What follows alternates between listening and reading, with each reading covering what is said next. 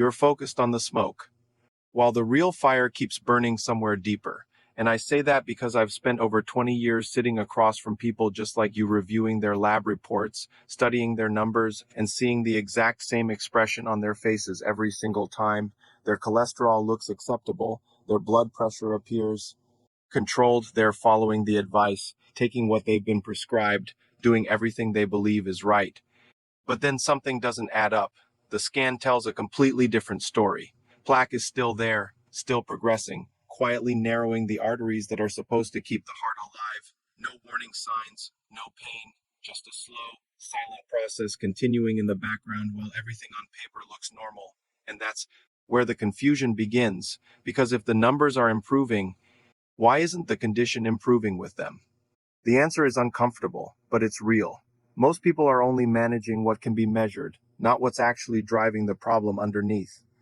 What you've been taught sounds logical. High cholesterol leads to buildup, lower the number, reduce the risk, simple, clean, easy to follow. But that explanation leaves out the most critical piece, because what's happening inside your arteries isn't passive buildup, it's an active biological response. And until you understand that difference, you're only dealing with the surface, not the cause. Let's challenge the idea that has shaped decades of advice, the belief that cholesterol alone is the problem. It's a powerful narrative, but it leaves out the most important detail. Plaque is not simply fat accumulating inside your arteries. It is the result of an immune response gone wrong. Your body is not making a mistake by accident. It is reacting to damage, trying to protect you, but the process becomes destructive over time. Inside your arteries, there is a delicate inner lining called the endothelium. It's only one cell thick, but it plays a massive role in keeping blood flowing smoothly.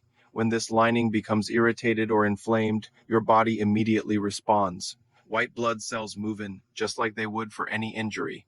Their job is to clean up damage and restore balance. But this is where things take a turn. When the cholesterol circulating in your blood becomes oxidized, chemically damaged, it changes its behavior completely. These immune cells begin consuming the damaged cholesterol, taking it in far beyond what they're designed to handle.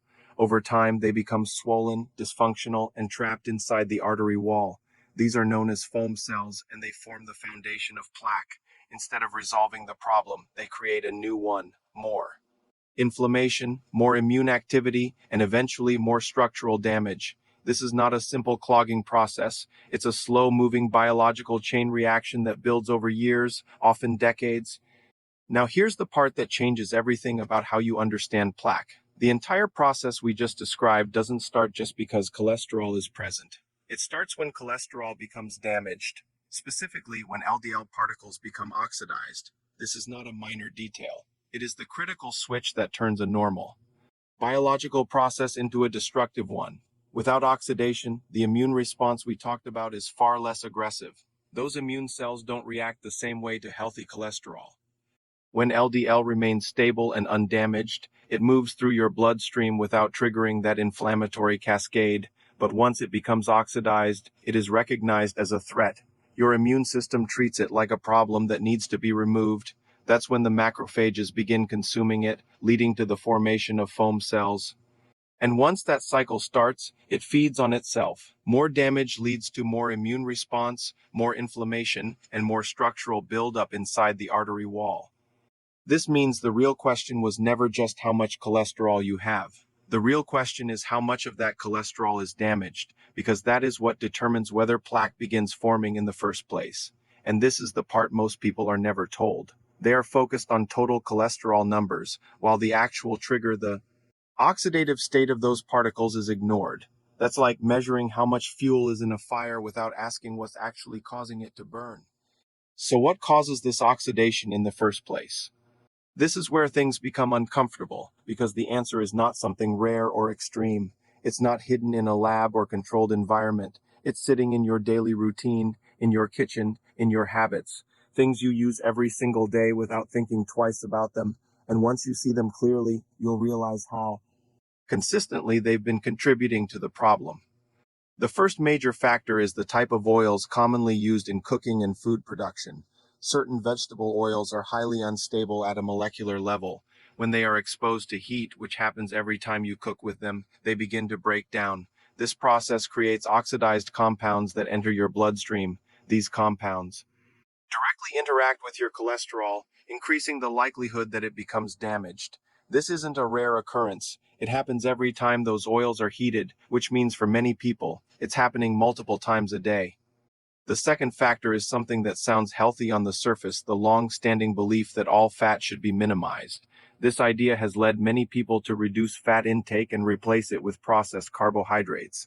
But this shift creates a different problem. It lowers protective cholesterol levels and increases the proportion of smaller, denser LDL particles. These smaller particles are more vulnerable to oxidation, making them more likely to trigger the entire cascade we just discussed. And then there's the third factor, one that almost nobody expects. Everyday habits that disrupt natural biological systems can quietly interfere with how your body protects itself. These aren't dramatic actions. They're subtle, repeated behaviors that, over time, remove the very mechanisms designed to keep your arteries healthy. And when those protections are gone, the system becomes far more vulnerable to damage. Now here's the one that catches almost everyone off guard. Something so ordinary, so routine, that you've probably never questioned it. Your mouthwash. It sounds unrelated to heart health, but the connection is real and deeply rooted in your biology.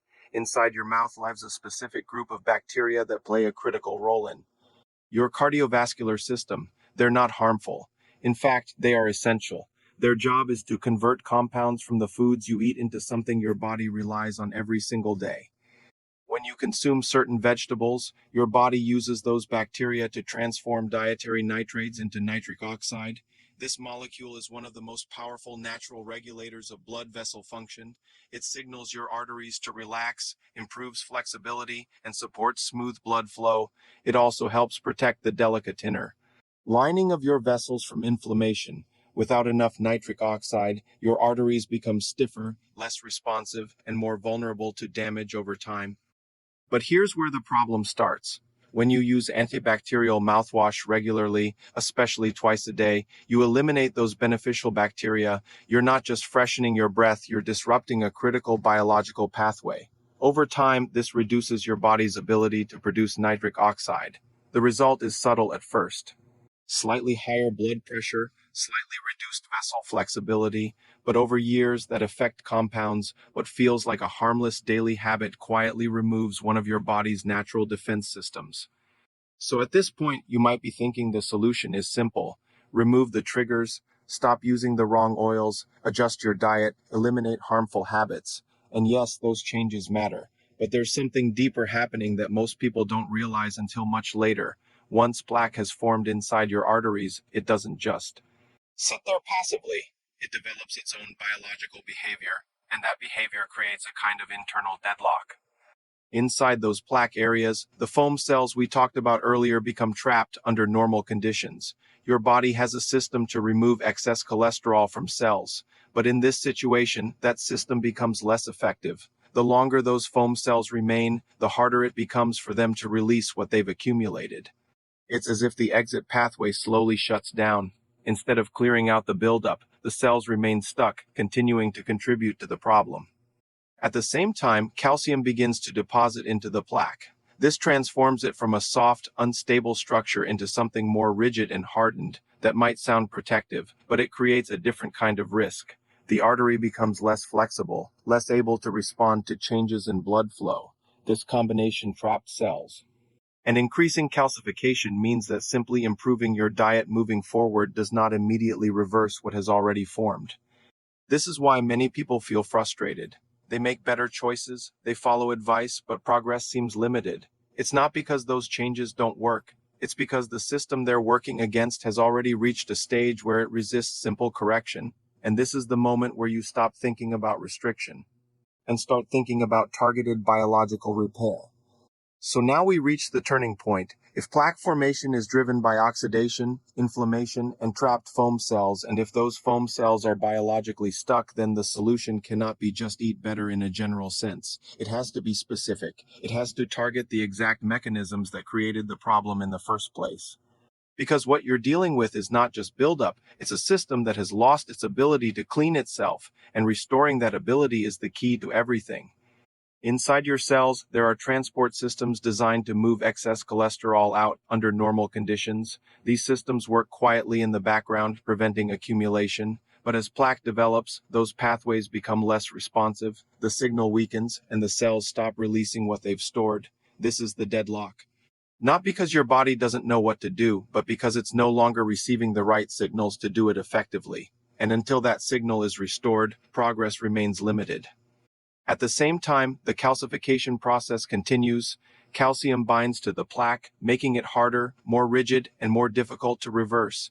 This isn't just a passive deposit, it's part of your body's attempt to stabilize damage. But the result is a structure that no longer behaves like a healthy artery. It loses flexibility, it loses responsiveness, and it becomes a source of ongoing risk.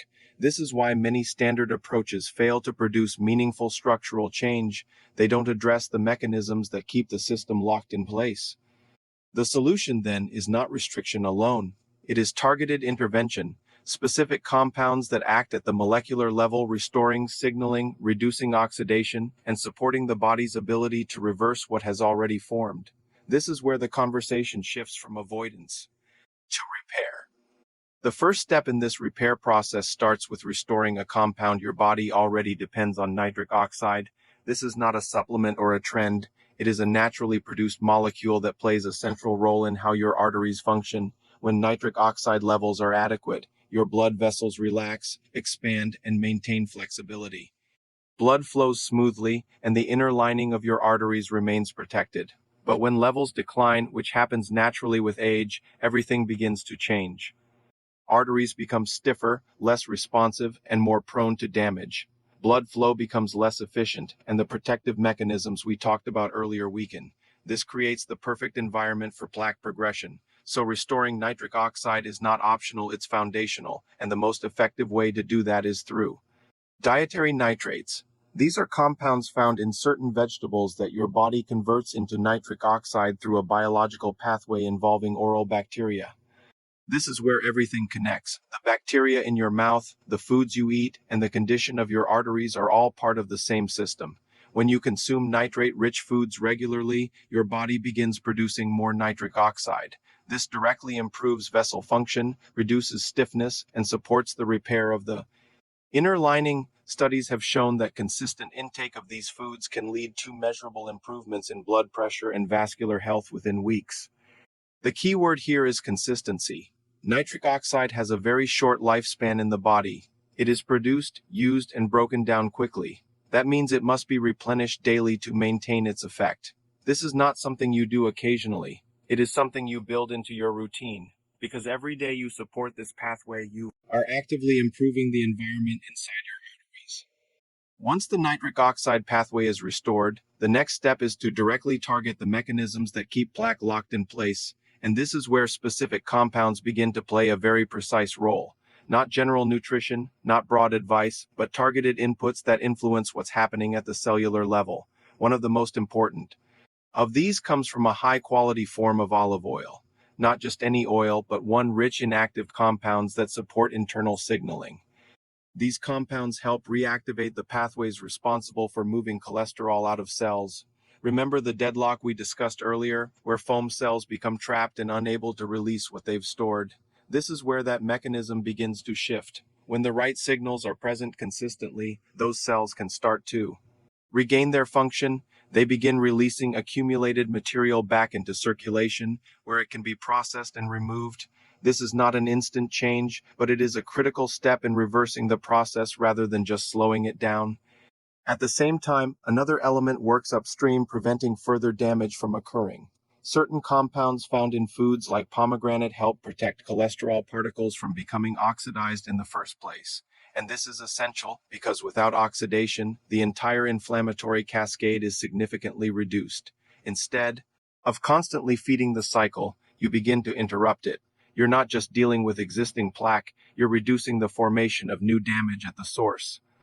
And then there is the factor that influences calcium itself. As plaque develops, calcium becomes part of its structure, making it harder and less flexible. But your body has systems designed to regulate where calcium goes. With the right nutritional support, those systems can be activated again, helping shift calcium away from soft tissue and back toward areas where it belongs. This doesn't erase plaque overnight, but it changes its behavior and its impact on your arteries over time.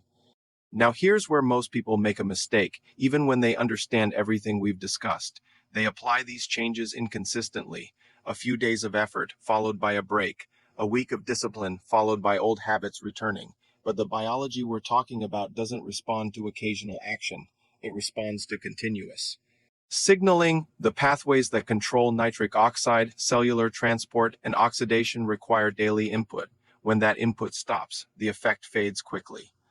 Think of it this way. These mechanisms are not switches that stay on once activated. They are processes that need to be maintained. Nitric oxide is produced and used rapidly. The signals that help cells release stored material are temporary. The protection against oxidation depends on what is present in your bloodstream at that moment. This is why consistency is not just important, it is the mechanism itself. Without it, progress resets rather than accumulates. When these signals are maintained daily, something begins to change. Energy levels shift, circulation improves, and subtle signs of better vascular function start to appear. The body begins operating in a different state, not one driven by constant damage, but one supported by repair. And this is where real transformation happens, not in a single moment, but through sustained, repeated action.